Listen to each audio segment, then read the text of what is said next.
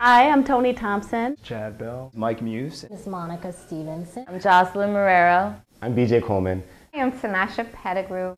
I'm Eric Carrion. My name is Patricia Nicole. My name is Sylvester Dennis. My name is Darren Woodhouse. Ilyas Akbar. I'm Sokamarket. My heroes in business. Well, I have one for sure, and that is Tiffany R. Warren, who is my mentor and friend. And she inspires me daily because she never stops to surprise me in how she takes on a project head on and doesn't stop until she reaches her goal.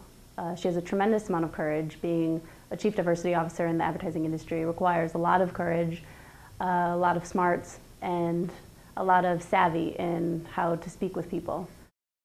My heroes in business kind of go from far-reaching. You obviously have your obvious, the Oprah Winfreys of the world. You look to kind of emulate the path that they've blazed, but it sometimes goes all the way down to the mailman who's never missed a day of work and make sure that you get what it is you need to get your job going. I think that I look for examples of excellence pretty much no matter what the title is.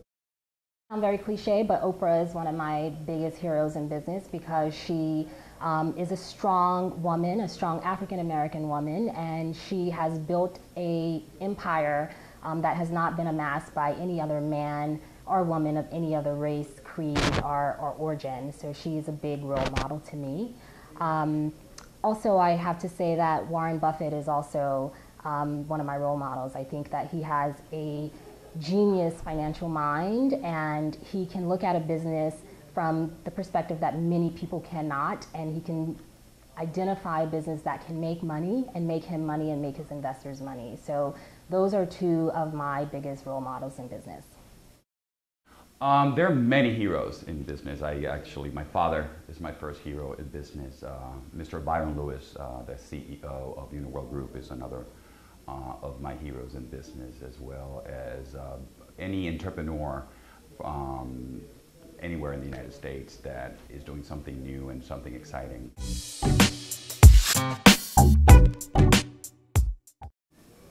If I had to work in a different profession, I think that I would probably be in sports, maybe management. I just feel like, athletes are, the cream of the crop. They don't get the respect that I think that they are entitled to. Some people think that athletes are overpaid, but you're actually training your body, and I think that a great example is probably Tiger Woods and what he's done mentally and physically to overcome a lot of obstacles in the game of golf. If I had to work in a different profession, I think it would be a fashion designer, director. I love fashion. I have a passion for fashion. I love to dress up. And I believe I have a good sense of style. Honestly, I can't see myself doing nothing other than what I'm doing now. I've tried it plenty of times, and I just always end up going back to what I love, and that's singing and songwriting.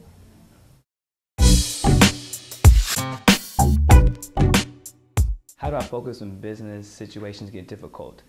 Well, I look at it first as never a difficult, and I look at every challenge as an opportunity. So I'm very confident in my ability to always rise to the occasion. So where some people would see a challenge, they may scare away from it or be nervous about it or intimidated.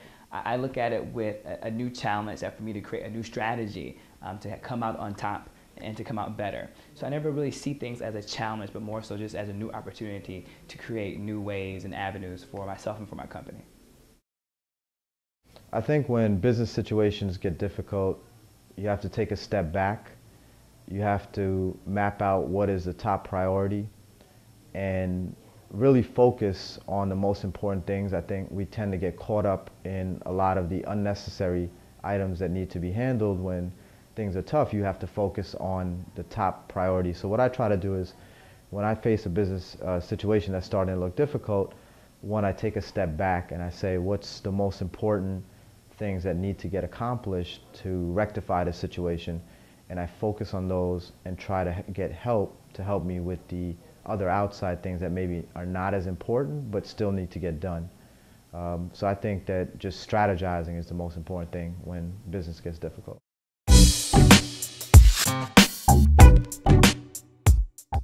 ultimate vision is to make everyone happy through home ownership, whether they're renting, leasing, or purchasing. To have everyone behind closed doors come home to a sanctuary that takes them away from their day-to-day tasks. That's a great question. My ultimate vision would have to be just being a mogul in my own right. Like I said earlier, I really look up to people like Oprah Winfrey and Russell Simmons. I admire what they do, and I really try to use their career as a blueprint for my own. And one day I would love to have a building for my company, or at least a whole floor for my company. And that's the day I can say, hey, I arrived. My ultimate vision in life would just be some type of, high-ranking official or high-ranking consultant somewhere, giving out my good advice to businesses, people, and companies like that.